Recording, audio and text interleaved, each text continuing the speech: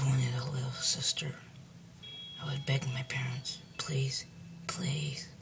They just rolled their eyes and tell me that it wasn't as simple as I thought. That didn't stop me from talking about every chance I got. When they brought Sarah home, it was the happiest day of my life. She was so cute. I couldn't wait to share my toys with her. I started going through them, deciding which ones were hers and which ones were mine.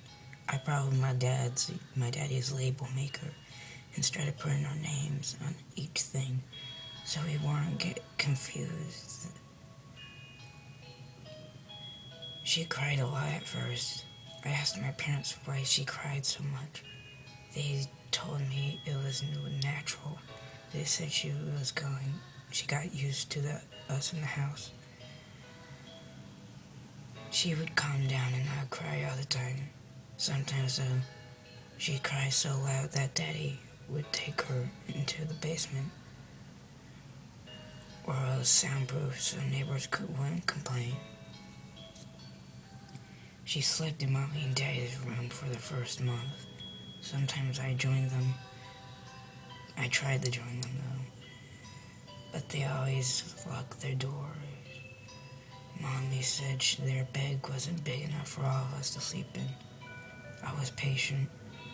I knew the new bed with the bars that they set up in my room would eventually be hers. When they felt it was safe to let her sleep on her own, they started putting her in it.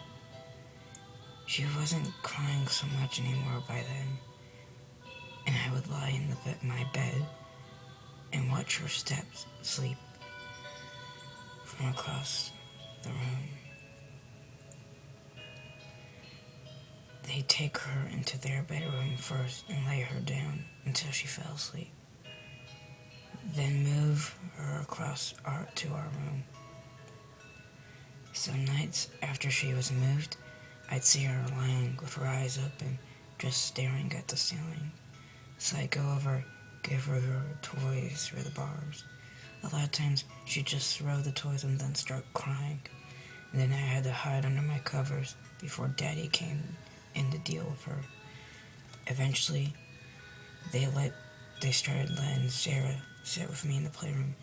I was told I wasn't allowed to give her any too small or sharp that could hurt herself with.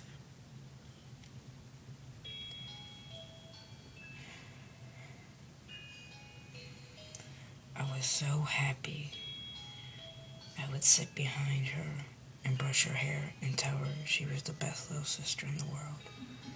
I showed her which toys were hers and which were mine, but she didn't seem to care. Sometimes we'd sit on the window seat and she'd bang on the window while I drew on it with special crayons. School started back up at Sugar Creek Elementary, and I went, but Sarah stayed home. Mommy said Sarah wasn't ready for school yet. I'd come home and tell Sarah all the stuff I had learned. I took pictures of us together. When I showed them to Daddy, he'd tell me thank you and to take him to his office.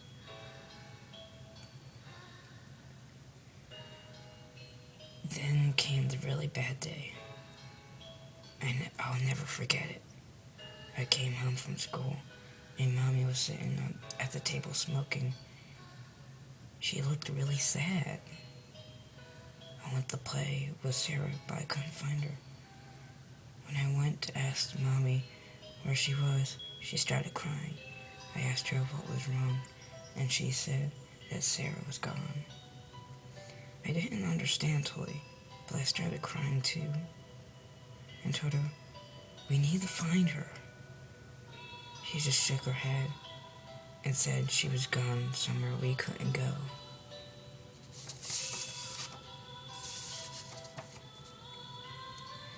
Daddy took her bed apart. He threw away all my drawings with her in them. He took my name tags off all the toys. Sometimes I find one he missed. I'd take it. It made me cry. I started collecting them and hiding them. but he found where I hid them one day by accident, and he got really mad. We weren't allowed to talk about her. It was like she never existed. I didn't think it was fair. I told Mommy and Daddy it was mean to make us not talk about Sarah, but she said it was better the way I would understand when I was older. I saw Sarah again. It was just one time, but I'll never forget it. I was going with Mommy to do some errands. We went to the grocery shop, and we went to the fabric store in Thorntown, so Mommy could look at material to make some new curtains out of. She remembered that she had letters to mail, so we stopped at the post office to buy some stamps. I was humming to myself, reading posters while Mommy talked to the lady behind the counter, and that's when I saw Sarah. She was as cute as I remembered. I walked over and looked at the poster with her, but they'd gotten her name wrong. Somebody had written her name down as Shannon. I rushed over to Mom and tugged on her sleeve. I told her that Sarah was up on the wall with the other pictures of children, but she got all frustrated and apologized to the lady before dragging me out of the post office. I had to shout because she kept trying to talk over me instead of listening. I saw Sarah. They got a picture of her on the wall. Finally, Mommy slapped me and told me it wasn't Sarah, and that it may look like Sarah, but I was mistaken. If I didn't stop, I'd get in real trouble with Daddy when he got home. I cried and promised to be good, but even after I promised, I wasn't allowed to have dinner, and I had to sit in my room that night. I heard Mommy and Daddy talking in the kitchen. They got kind of loud. Someone started banging on the opening kitchen drawers, and then Daddy's feet stomped up the stairs, but I heard Mommy scream, "Don't you dare." And he stopped outside my room. Then he went back downstairs. We never went back to that post office, and I never saw Sarah again. This is the time this is the first time I talked about Sarah since that day.